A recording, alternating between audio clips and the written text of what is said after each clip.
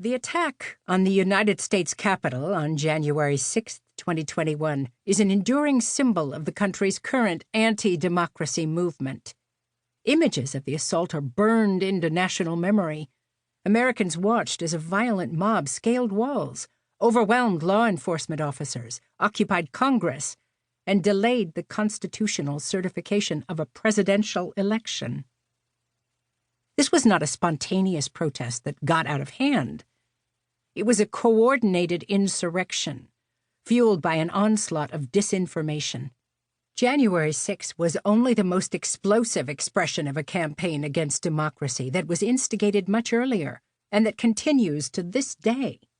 Its objectives are to undermine free and fair elections, suppress voting rights, and ultimately overturn the will of the voters.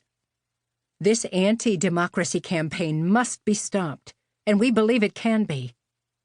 This is the story of how our organization, the States United Democracy Center, has been building a bulwark against it since the summer before the insurrection.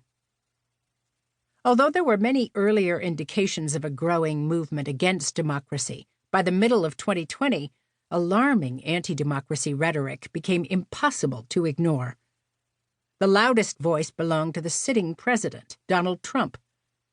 In July, he proposed delaying the presidential election. In August, he admitted to blocking funding to the United States Postal Service, which would make it harder to process mail-in ballots. By September, anti-democracy forces were continually spreading lies and sowing doubt about the integrity of the upcoming election.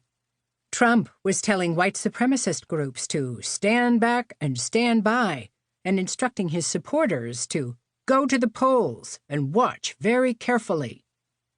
The president and his sympathizers were hard at work undermining the results of an election that had not yet even happened. At that time, one of us, Joanna Lydgate, was serving as Chief Deputy Attorney General in the Massachusetts Attorney General's office. In that capacity, she coordinated multi-state bipartisan litigation on issues like the opioid epidemic, consumer protection, data privacy, and financial services.